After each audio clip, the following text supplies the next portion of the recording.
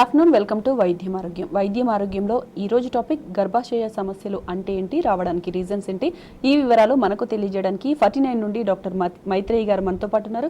మరి వారిని అడిగి మరిన్ని వివరాలు తెలుసుకుందాం. నమస్తే అండి, వెల్కమ్ టు స్టూడియో. నమస్తే అండి. డాక్టర్ గారు, అసలు గర్భాశయంలో సమస్యలు రావడానికి మెయిన్ రీజన్ ఏంటంటారు అసలు? ఓకే, ఇప్పుడు నార్మల్గా మనము సంతానలేమి సమస్య అన్నట్టుగా చూసుకుంటే మనకి బేసికల్లీ ఆడవాళ్ళల్లో అవసరమైన ఆర్గన్స్ ఏంటి అంటే గర్భాశయము, పక్కన ఉండే ట్యూబ్స్, అండాశయాలు.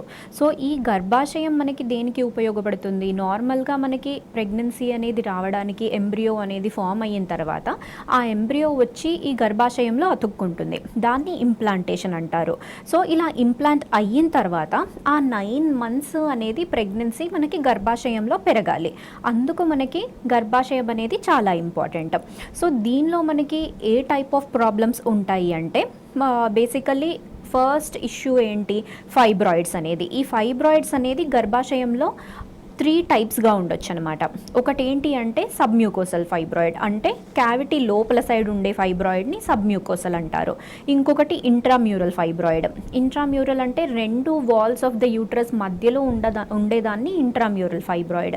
తర్వాత సబ్సీరోజల్ ఫైబ్రాయిడ్ అంటే యూట్రస్ అవుటర్ సైడ్ ఉండేదాన్ని సబ్సీరోజల్ ఫైబ్రాయిడ్ అంటారు. మెయిన్గా మనకి ఈ సంతానలేమి సమస్య కాజ్ చేసే ఫైబ్రాయిడ్స్ అంటే సబ్మ్యూకోసల్, ఇంట్రామ్యూరల్ ఫైబ్రాయిడ్.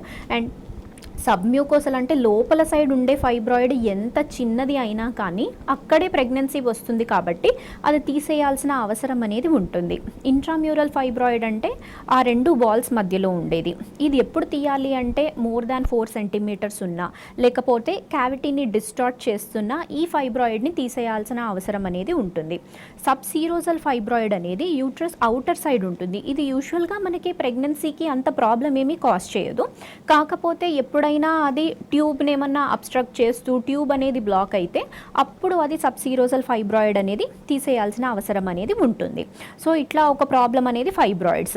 నెక్స్ట్ ఇంకా వేరే ప్రాబ్లమ్స్ అంటే కొందరికి జెనెటికల్గానే, అంటే చిన్నప్పటి నుంచే యూట్రస్ సైజ్ అనేది చిన్నగా ఉంటుంది.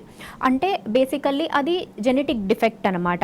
కొన్ని సిండ్రోమ్స్ ఉంటాయి, టర్నర్స్ సిండ్రోమ్, ఇలా దాంట్లో వాళ్ళకి గర్భాశయం సైజ్ అనేది బాగా చిన్నగా ఉంటుంది. దీంతో పాటు అండాశయం సైజ్ కూడా చిన్నగా ఉంటుంది అనమాట.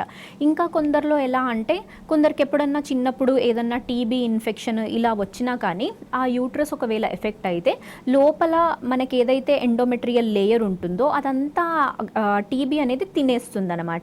ఇలా తినేసినప్పుడు ఆ లేయర్ అనేది బాగా సన్నగా అయిపోయి వాళ్ళకి సైకిల్స్ రావడానికి అనేది కూడా ఇబ్బంది ఉంటుంది. అంటే రెగ్యులర్ ఫ్లో కరెక్ట్గా రాకపోవచ్చు. ప్రతి నెల పీరియడ్ అనేది 2-3 monthsకి ఒకసారి రావడము, 6 monthsకి ఇలా రావడము అనేది కూడా జరగచ్చు. సో వాళ్ళలో స్కాన్ చేస్తే మనకి ఏం తెలుస్తుంది, ఆ యూట్రస్లో లేయర్ అనేది బాగా సన్నగా అయిపోయింది అన్నట్టుగా తెలుస్తుంది అనమాట. ఇంకా కొన్నిసార్లు ఏమవుతుంది అంటే ఏదన్నా సర్జరీ అలా అయిపోయిన తర్వాత కొన్నిసార్లు డిఎన్సీస్ ఇలాంటి ఆపరేషన్స్ అవుతాయి. వాళ్ళల్లో లోపల నుంచి లేయర్ అనేది తీసేస్తారు. ఇలా లేయర్ తీసేసినప్పుడు కూడా ఒకవేళ ఎక్స్టెన్సివ్గా క్యూరటాజ్ అంటే ఎక్కువ తీసేస్తే కూడా ఆ బేసల్ లేయర్ ఆఫ్ ఎండోమెట్రియంలో ఆ లేయర్ కింద సైడ్ ఉండేదాన్ని బేసల్ లేయర్ అంటారు. ఒకవేళ అది కూడా తీసేస్తే అప్పుడు వాళ్ళకి మళ్ళీ రీగ్రోత్ అవ్వడానికి కష్టంగా ఉంటుంది. ఇలా రీగ్రోత్ అవ్వడానికి కష్టంగా ఉన్నప్పుడు ఎండోమెట్రియల్ లేయర్ ఏదైతే సన్నగా ఉందో వాళ్ళల్లో ఆ ఎంబ్రియో అనేది ఇంప్లాంట్ అవ్వకపోవచ్చు. ఒకవేళ అయినా కానీ ఎర్లీగా అబార్షన్స్ ఇలా అయ్యే ఛాన్సెస్ అనేవి ఉంటాయి. తర్వాత కాల్ తీసుకుందాం. నల్లగొండ నుండి విజయ్ గారు, నమస్తే అండి. హలో, చెప్పండి.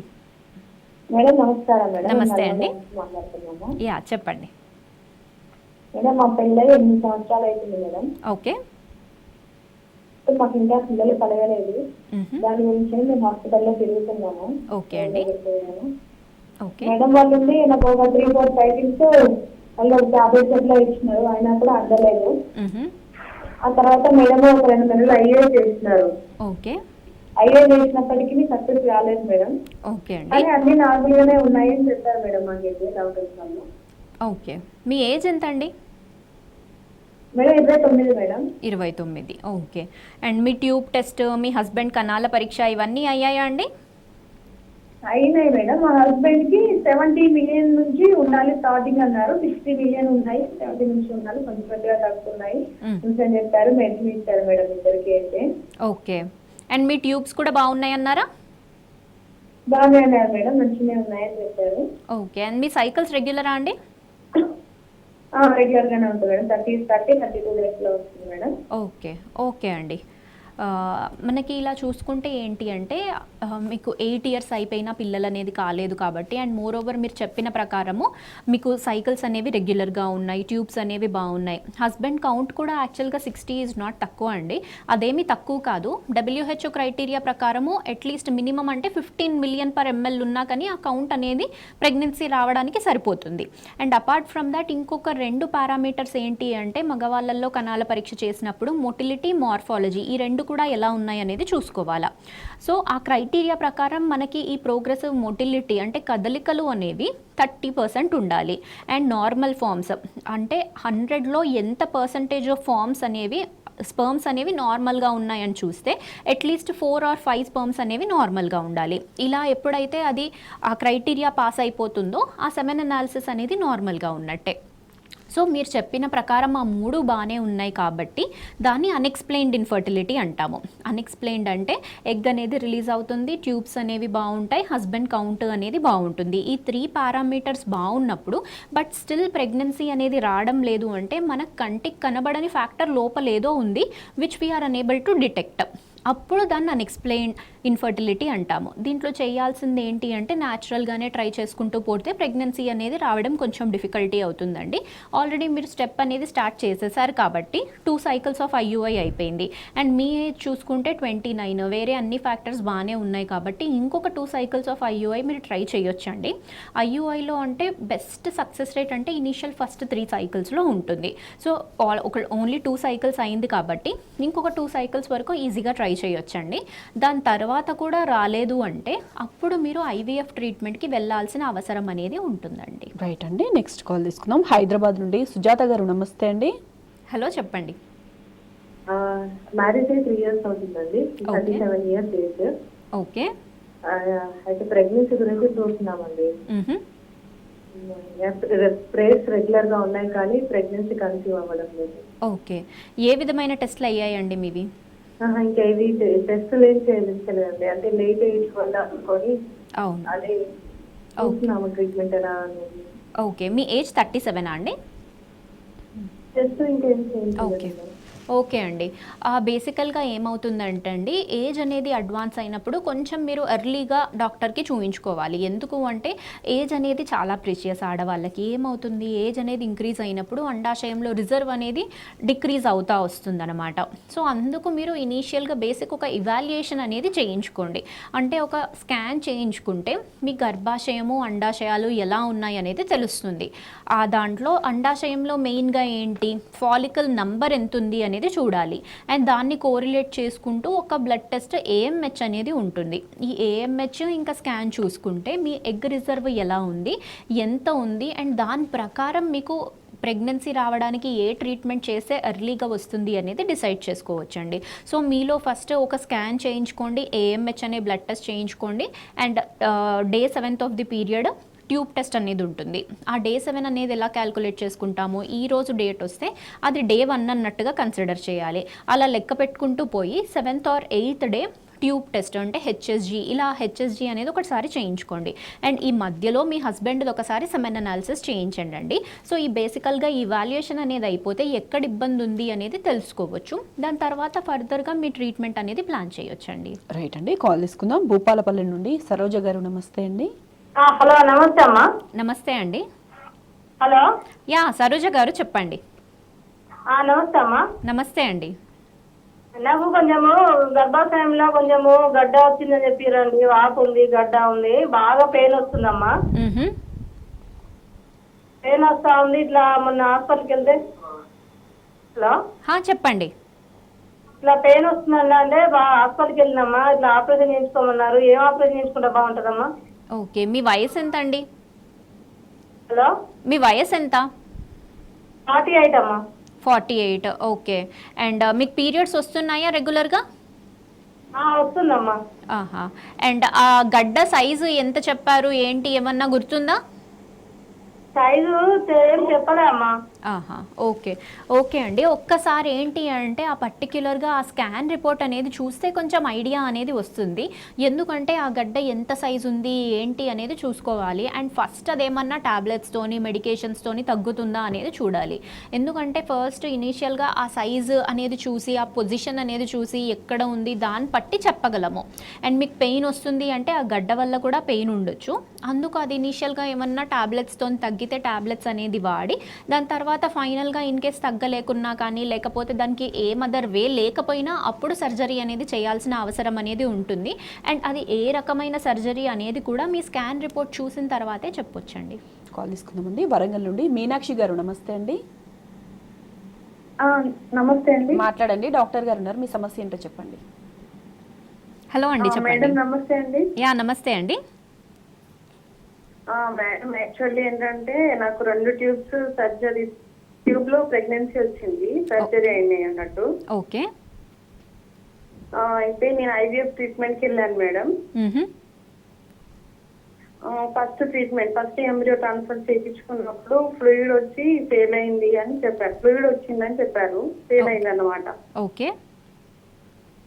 ఇప్పుడు సెకండ్ ట్రీట్మెంట్ కి వెళ్లే ముందు బ్లడ్ షుగర్ ఉంది అని చెప్పారు మేడం. అంటే ఏం చేయాలి, అసలు బ్లడ్ షుగర్ ఉంటే ప్రాబ్లం ఏమొస్తుంది ఏంటి కనుక్కుందామని చేశాను మేడం. ఓకే ఓకే అండి. మీ ఏజ్ ఎంత అండి? నా 29 ఉంటుంది మేడం. 29. ఓకే అండి. సో ఇప్పటికి ప్రస్తుతానికైతే మీకు ట్రాన్స్ఫర్ చేయడానికి ఎంబ్రియోస్ అయితే ఉన్నాయి. ఉన్నాయి మేడం, ఇంకా 4 ఎంబ్రియోస్ ఉన్నాయి. ఓకే అండి.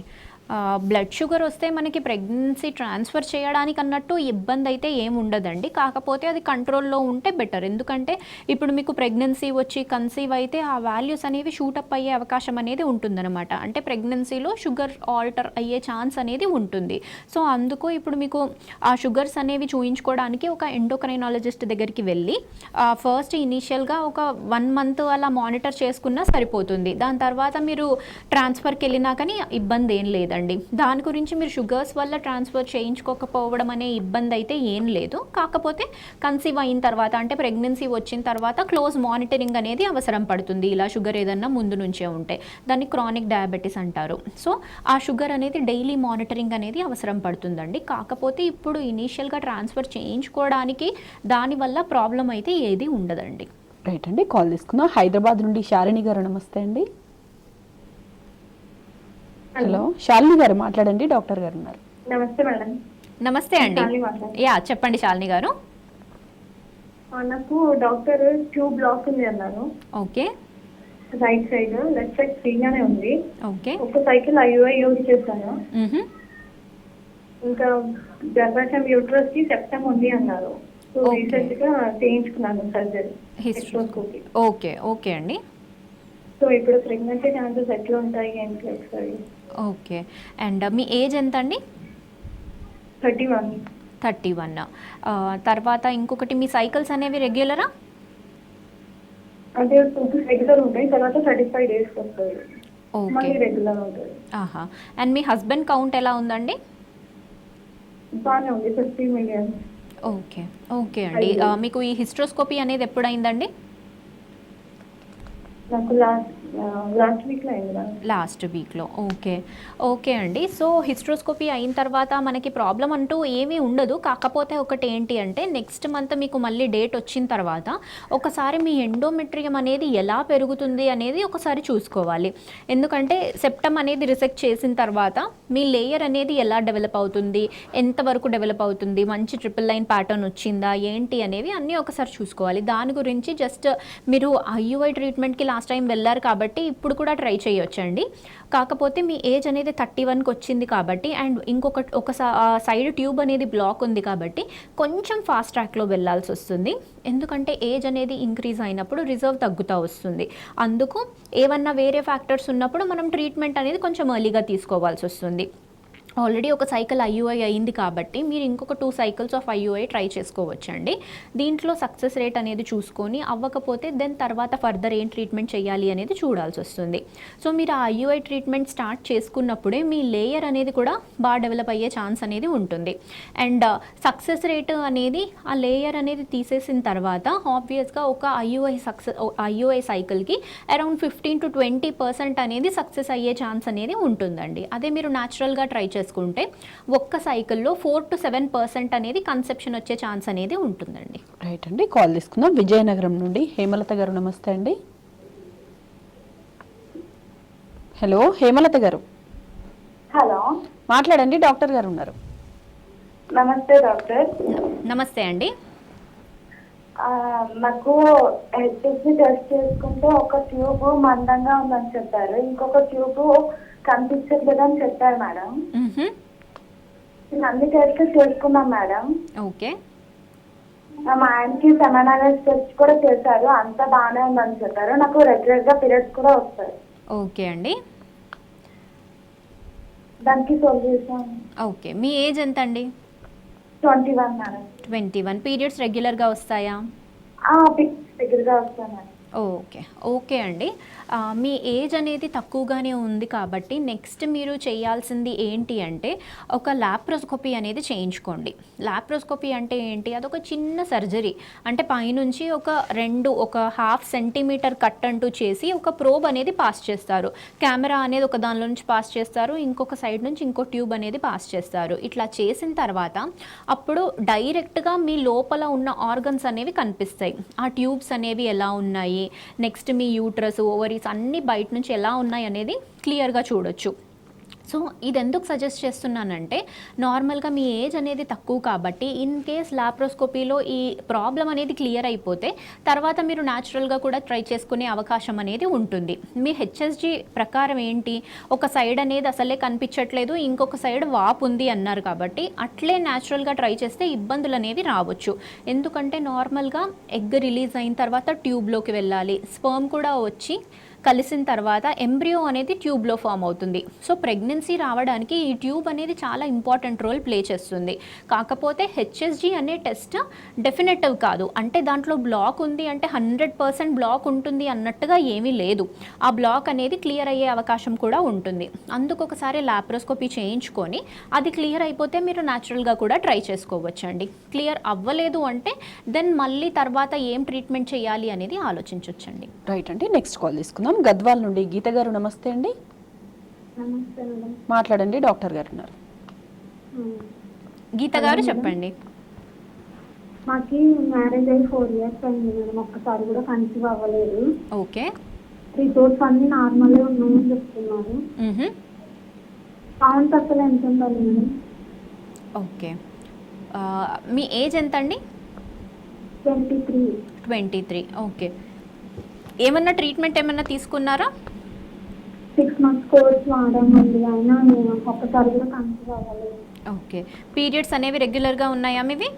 రెగ్యులర్గా ఉన్నాయి మేడం. 2 months నుంచి 1 day ముందే వచ్చేస్తుంది. ఓకే అండి. మీరు చూసుకుంటే నార్మల్గా మీ రిపోర్ట్స్ అన్నీ నార్మల్గా ఉన్నాయి అంటున్నారు, బట్ స్టిల్ కన్సెప్షన్ అనేది ఇంకా రాలేదు కాబట్టి ఇందాక మనం డిస్కస్ చేసుకున్నట్టు అన్ఎక్స్ప్లెయిన్డ్ ఇన్ఫర్టిలిటీ అంటామండి దీన్ని. మీరు చేయాల్సింది ఏంటి అంటే నార్మల్గా మీకు డేట్ వచ్చిన తర్వాత ఆల్రెడీ మెడికేషన్ అనేది వాడారంటున్నారు, అది ఏ కైండ్ ఆఫ్ మెడికేషన్ అనేది చూసుకోవాలి. అంటే ఎగ్ డెవలప్మెంట్కి మీరు వాడుకున్నారా, లేకపోతే నార్మల్గా జనరల్ ట్రీట్మెంట్ ఏమన్నా తీసుకున్నారా అనేది చూసుకోవాలి. ఇన్ కేస్ ఇప్పటి వరకు మీరు ఎగ్ పెరగడానికి అన్నట్టుగా ట్రీట్మెంట్ అనేది వాడకపోతే, అది ఎందుకు చెప్తున్నానంటే నార్మల్గా పీరియడ్స్ అనేవి రెగ్యులర్గా ఉన్నప్పుడు ఎవ్రీ మంత్ ఒక ఎగ్ అనేది డెవలప్ అయ్యి రిలీజ్ అవుతుంది.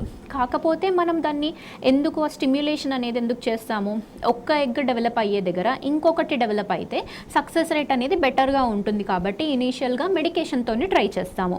సో అట్లా టాబ్లెట్స్తోని ఇంజెక్షన్స్తోని ట్రై చేయండి. దాని తర్వాత అవ్వకపోతే నెక్స్ట్ ఐయుఐ ట్రీట్మెంట్ అనేది వెళ్ళండి. మీ హస్బెండ్ కౌంట్ కూడా బాగుంది అంటున్నారు అండ్ ట్యూబ్ టెస్ట్ కూడా ఒకవేళ అయిపోయి ఉంటే దెన్ మీరు ఐయుఐ ట్రీట్మెంట్ చేయించుకుంటే సక్సెస్ అనేది బెటర్గా ఉంటుందండి. రైట్ అండి, కాల్ తీసుకుందాం. ఈస్ట్ గోదావరి నుండి జ్యోతి గారు, నమస్తే అండి. హలో జ్యోతి గారు. చెప్పండి మాట్లాడండి, డాక్టర్ గారు ఉన్నారు, మీ డౌట్ అడగండి. మేడం గారు. చెప్పండి. నా పేరు నా పేరు జ్యోతి అండి. చెప్పండి జ్యోతి గారు. ఆ, నా వయసు ఏమో 25 అండి. ఓకే. ప్రెగ్నెన్సీ రావట్లేదు మేడం. పెళ్ళై ఎంత కాలం అయిందండి? అదేంటి ఇప్పుడైతే 2 సంవత్సరాలు అవుతుంది మేడం. 2 సంవత్సరాలు అయింది. ఏమైనా టెస్ట్లు అయినాయా? టెస్ట్ చేయించుకున్న మామూలు మా వారు చేస్తారండి, అది బాగున్నాయి. నాకు కూడా బాగానే అన్నారు మేడం. ఓకే. వీటిలో నువ్వు ముందుగా కడుపు నొప్పి వచ్చేస్తుంది మేడం నాకు. ఓకే. డేట్ రాకుండా. ఓకే. డేట్లు అనేవి మీకు కరెక్ట్గా వస్తున్నాయా ఎవ్రీ మంత్? కరెక్ట్గా వస్తున్నాయి మేడం. కరెక్ట్గా వస్తాయి. ట్యూబ్ టెస్ట్ అయిందా అండి మీది? ఏంటి మేడం? ట్యూబ్ టెస్ట్ అంటారు. ట్యూబ్ టెస్ట్ అని ఏమన్నా చేశారా? అలాంటివి ఏం చేయలేదు మేడం. ఓకే. ఓకే అండి. జ్యోతి గారు, ఒకసారి ఫస్ట్ మీది అన్ని టెస్ట్లు అనేవి ఫినిష్ అవ్వాలి. అంటే ఏంటి అంటే ఇప్పుడు మీకు సైకిల్స్ అనేవి రెగ్యులర్గా వస్తున్నాయి కాబట్టి ఎగ్ అనేది రిలీజ్ అయ్యే ఛాన్స్ అనేది ఉంది. అది కాకుండా మీ హస్బెండ్ అకౌంట్ అనేది కూడా బాగుంది అంటున్నారు. ఇంకొకటి మేజర్గా చేయించాల్సింది ఏంటి అంటే ఈ ట్యూబ్ టెస్ట్ అనేది చేయించుకోవాలి. మీకు డేట్ వచ్చిన తర్వాత 7th or 8th డే ఈ ట్యూబ్ టెస్ట్ అనేది చేయించుకోండి. హెచ్ఎస్జి అంటారనమాట దాన్ని. ఆ ట్యూబ్ టెస్ట్లో మీ ట్యూబ్స్ అనేవి ఎలా ఉన్నాయి అనేది తెలుస్తాయి. సో అంటే దాంట్లో ఏమన్నా బ్లాక్ ఉందా, దానివల్ల ఏమన్నా ప్రెగ్నెన్సీ అనేది రావడం లేదా అనేది ఒక్కసారి చూడాలండి. సో ఫస్ట్ ఇనీషియల్గా ఈ ఇవాల్యుయేషన్ అనేది అయిపోయిన తర్వాత, అంటే బేసికల్గా అన్ని రకాల టెస్ట్లు అనేవి అయిన తర్వాత అప్పుడు ప్రెగ్నెన్సీ ఎందుకు రావట్లేదు అనేది తెలుస్తుంది. తర్వాత మీకు ఏ విధమైన ట్రీట్మెంట్ తీసుకుంటే ప్రెగ్నెన్సీ అనేది తొందరగా వస్తుంది అన్నట్టు చెప్పగలమండి. రైట్ అండి. కాల్ తీసుకున్నాం హైదరాబాద్ నుండి. విజయ్ గారు నమస్తే అండి. మేడం. చెప్పండి మేడం, 20కి మొన్న నాకు అబార్షన్ అయింది. అట్లా అంటే డేట్ బ్లీడింగ్ సరిగ్గా రాలేదు. ఓకే. మళ్ళీ ఈ మంత్ కూడా 20 దాటిపోయింది, ఇంకా రావట్లేదు. అదే ప్రాబ్లం ఏందని. అబార్షన్ ఎప్పుడు అయిందండి? అదే పోయిన మంత్ 20కి. పోయిన మంత్ 2 days అలా అయింది అంతే. బ్లీడింగ్ కూడా ఎక్కువ రాలేదు. ఎన్ని మంత్స్లో అయిందండి అబార్షన్? 1 month లోనే, ఫస్ట్ మంత్ 10 days కదా. ఓకే. అంటే బ్లడ్ కూడా సరిగ్గా క్లియర్ కాలేదు. మరి ప్రాబ్లం అంటే అబార్షన్ దానికన్నా ముందే ఏమన్నా స్కాన్ ఏమన్నా చేశారా మీకు? చేయలేదు మేడం. ఉట్టి పీరియడ్ ఒకటి లేట్ వచ్చి నార్మల్గా డేట్ అయిపోయింది అంతేనా? డేట్ అయిపోయింది. మీకు ప్రెగ్నెన్సీ టెస్ట్లో 2 లైన్లు వచ్చాయా అండి? 2 లైన్లు వచ్చినాయి మేడం. దగ్గర డాక్టర్ దగ్గర కూడా వెళ్ళాను. అదే మెడిసిన్ ఒక 1 week వాడాను. తర్వాత కొంచెం బ్లడ్ అయింది, అంతే అయిపోయింది. 2 days అలా అయిపోయింది అంతే. ఓకే. తర్వాత ఏమైనా స్కాన్ ఏమైనా చేయించుకున్నారా? ఇంకా చేయలేదు మేడం. అదే ప్రాబ్లం. ఇప్పుడు కూడా రాకుంటే అదే వెళ్దామని డాక్టర్. ఒక్కసారి స్కాన్ అనేది చేయించుకోవాలండి. బేసికల్గా మీకు ప్రెగ్నెన్సీ అనేది డెఫినెటివ్గా వచ్చిందా లేదా అనేది ప్రాపర్ డాక్యుమెంటేషన్ అనేది లేదు. దాన్ని మనము ఇన్ కేస్ మీకు ప్రెగ్నెన్సీ అనేది ఆ యూరిన్ టెస్ట్లో కనపడి ఉండి దాని తర్వాత స్కాన్ చేసుంటే ఏం తెలుస్తుంది అంటే మనకి గర్భాశయంలో శాక్ అసలు ఫామ్ అయిందా లేదా అనేది చూసుకోవచ్చు. అండ్ మీకు డేట్ దాటిన తర్వాత ఆల్మోస్ట్ 10 days వరకు ఉంది కాబట్టి ఇన్ కేస్ ఏమన్నా ప్రెగ్నెన్సీ అనేది ఉంటుంటే శాక్ అనేది ఫామ్ అవ్వాలి ఆ లోపల. కాకపోతే స్కాన్ అనేది మీరు ఏం చేయించుకోలేదు కాబట్టి తెలీదు. అండ్ ఒక్కొక్కసారి ఏంటి అంటే మనకి యూరిన్ టెస్ట్లో పాజిటివ్ వచ్చి బ్లడ్లో పాజిటివ్ వచ్చినా కానీ శాక్ ఫామ్ అయ్యే వరకు ఉండదన్నమాట. అది దాన్ని బయోకెమికల్ ప్రెగ్నెన్సీ అంటారు. అంటే కేవలం మనకి జస్ట్ బ్లడ్లో ఒకటి కనిపిస్తుంది, యూరిన్లో ఒకటి కనిపిస్తుంది, అంతేకాని క్లినికల్గా గర్భాశయం లోపల శాక్ ఫార్మేషన్ వరకు ఆ ప్రెగ్నెన్సీ అనేది రాదు. సో టెక్నికల్గా మీకు జస్ట్ పీరియడ్ ఒకటి లేట్ అయిందా లేకపోతే ఇలా ఏమన్నా అయిందా అని చెప్పడానికి కొంచెం ఇబ్బంది అవుతుంది. సో మీరు ఒకసారి స్కాన్ అనేది చేయించుకోండి. ఇన్ కేస్ అబార్షనే అయ్యుంటే ఏమన్నా ప్రోడక్ట్స్ అన్నా ఏమన్నా మిగిలిపోయాయా ఏంటి అనేది ఒకసారి ఆ స్కాన్లో తెలుసుకోవచ్చండి. రైట్ అండి. గర్భాశయ సమస్యల గురించి చాలా విషయాలు తెలియజేస్తారు. Thank you so much. Welcome అండి. ఇది వాళ్ళ వైద్యం ఆరోగ్యం. నమస్తే.